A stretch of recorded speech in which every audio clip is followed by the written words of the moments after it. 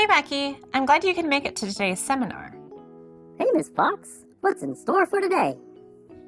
You're in for a little surprise today. We're actually going over one of my favorite childhood games, Glypha for the Macintosh. Ooh, Glypha. I've seen you play that before. Is that the one where you have a little bird?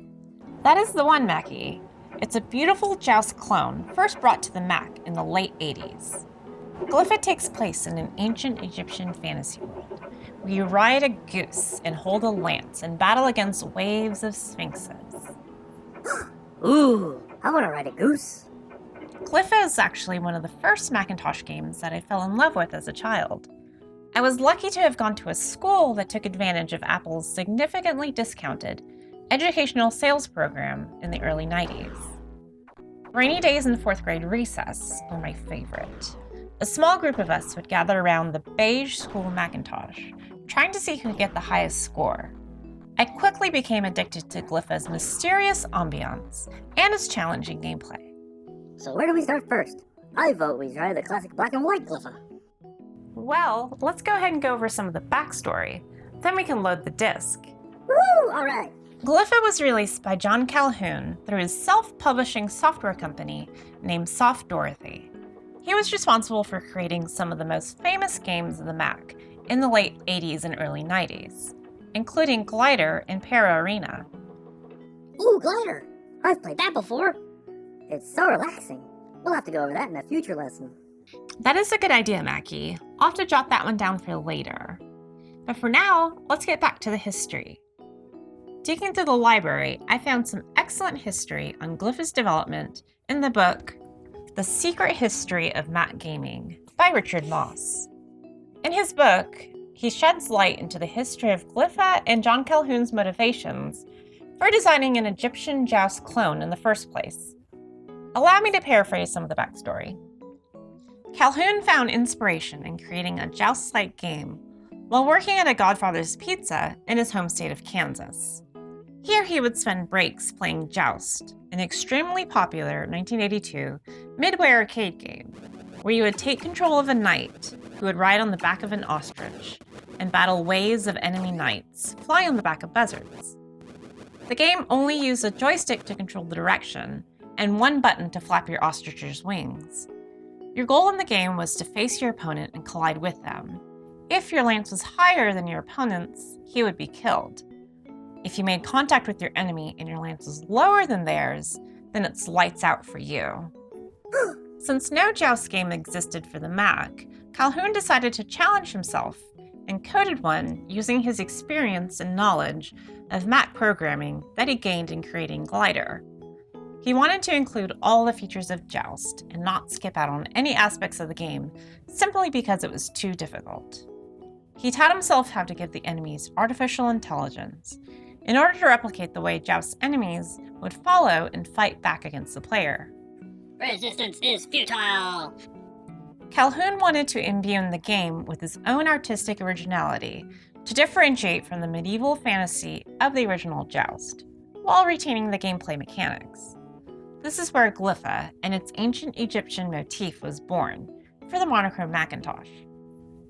What an origin story. It had it all. Egypt, cyborgs, pizza. Oh, and flying sphinxes trying to stab me. So, do you want to try playing a few levels of Glypha? Oh boy, do I. Let me go ahead and find that disc. Ooh. I'm just putting the disc in. To start the game, you either have to go to the menu and click Begin, or you can use the Command and B key to start a new game. Alright, let's go. Once you're in, you use the spacebar to flap your wings, and you use the A and S key to point your bird in the right direction. Oh, that's right. Flap, flap, flap. Come on, Goosey, you gotta work with me here. Oh, nope, that's a wall. That's a wall, Goosey. Oh, no, not again. Hey, where are all the enemies? Oh, that's a cat guy. I got you, cat guy. Oh, this is easy. I bet I can do this all day. Oh, there's another guy coming up. I'm gonna get you. Oh, Goosey, you gotta work with me. Oh no. Ah! Oh, I died. Gee whiz, Miss Fox. This is, harder than I expected. It does take time to get good, Maccy, but I'm sure you'll get the hang of it soon. Maybe after a few days of playing. A few days? What's time for that? I think I have a better idea, Miss Fox. Okay, Miss Fox, just give me a second here. I gotta try something a little. Gotta try just a little more. Maccy, is that you? How did you get in the game? I wanted to soar through the air on my magical goose. That's right, Goosey. We're on a quest to get those sphinxes. Ooh, a bird. You gotta act fast, Maccy. Enemy sphinxes are already rising from the ground.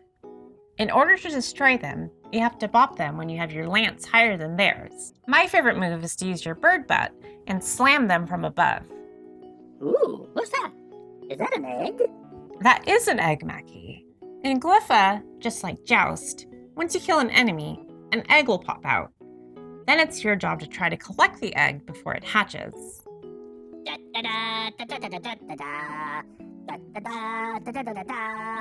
That's right, Goosey. It's me and you in here. We're gonna clean this place up from all these sphinxes. Ooh, there's a sphinx now. Yeah, I got you. Oh yeah, you better go back in your egg. Got your egg too. With each level change, the game will show your score as it loads. Once you reach level 3, the floor drops away, revealing a pit of acid underneath you. Acid? What's from all those old batteries? Be careful, if you fly too close to the acid, a giant mummy's hand will grab you and pull you down to your doom. Holy cow! It's a mummy's hand! Just like you said! Oh my goodness! Not today, mummy! As mentioned before, there are 3 types of Sphinx enemies, each with their own difficulty level. There aren't any official names to these sphinxes, so why don't you help me out today, Maccy, in naming them? Oh yeah, sure. Let me help out this game for a little bit. Ooh, this is the cat guy sphinx. He has those little pointy ears. Reminds me of a cat. Well, the cat guy sphinx is the slowest of the bunch, and he's only worth 500 points. He's the first enemy you'll encounter in the game. Next, we have the sphinx here. Elvis, this is where he hangs out. Just look at that hair. Elvis Sphinx? Oh. Okay, well, Elvis Sphinx, as Maccy calls it, is the second level enemy you'll encounter. He is faster and will maintain a more aggressive playstyle, charging at you when you least expect it. Hi there, Paloma. Next, we have the strongest of the 3 sphinxes. I'm calling him Anubis Sphinx. What name do you think we should give him, Maccy? Corky Sphinx.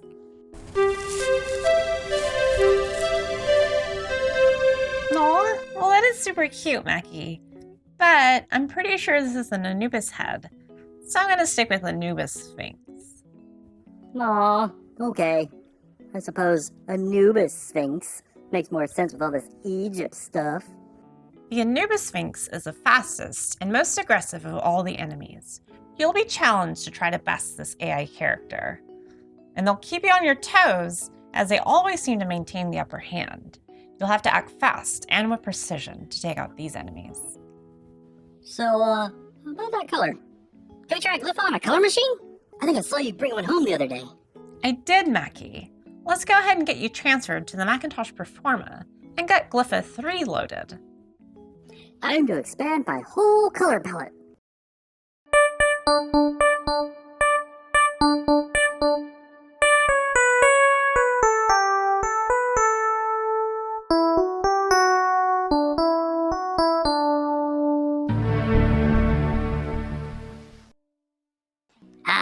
Time for some Glypha. In color! Wow, this looks better than the original Joust. I would agree with you there, Maccy. The added colors and higher resolution of the newer Macs allows Glypha III to be even more detailed than the original Joust arcade machine. Of course, Glypha III was released about 10 years after the original Joust arcade machine was released. John Calhoun released the source code for Glypha III. I'll go ahead and post the link in the description to the GitHub page where you can download the source for yourself. Ooh, listen to the sound of those sphinxes rise. This is really cool. An awesome upgrade from the classic version. In Glypha III, we have the same Sphinx enemies. We have Cat Guy, Elvis, and Anubis, now shown in glorious 256 colors. Oh wow, so many colors. Also, we have better gravity simulation. You can see how the eggs have a more bouncy movement when they spawn from the Sphinx. Ooh, fancy. This is fun. There's so much room in here for activities. The larger gameplay area in Glypha III helps you gain that extra speed and maintain a steady rhythm as you battle your way through the Egyptian temple. Alright, let's go. Ah, take that, Elvis. I'll show you who's the king.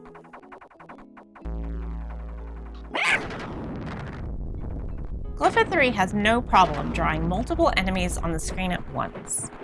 You can easily have almost a dozen eggs hatching at once, and it can easily handle this. Of course, this is all running on a PowerPC map.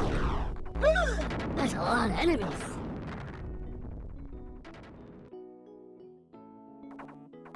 Oh no.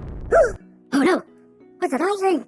What's it doing? Are you gonna kill me? I almost forgot to mention this to you, Maggie. But if you take too long to beat a level, the Eye of Horus will emerge from the top of the screen and try to kill you. No, get up. No. Ah! How do I kill it? It's invincible. The only way to beat the Eye of Horus is to attack it right when the eye is closed. Yeah. Singed goose feather. I wanna get you, Eye. Just close your lid and bam! That's what you get for spying on me, you evil eye. Now let's keep playing. Well, Mackie and I are going to keep playing Glypha. Thanks for sticking with us as we discuss one of my favorite games from my childhood. I'll go ahead and put a link in the description where you can download the black and white version of Glypha and play it in your web browser.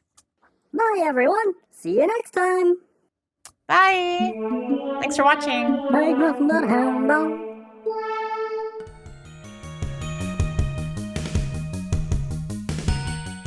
Alright, Goosey. We're gonna do a quick, tight fly pattern today. Be sure to watch your 6 for Elvis out there. My man was on our tail all yesterday. He was itching for a fight. Bring it on.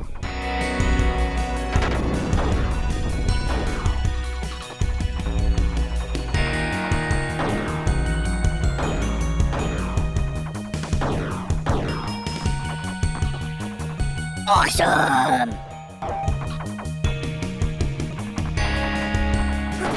Goose? Goose? Goose!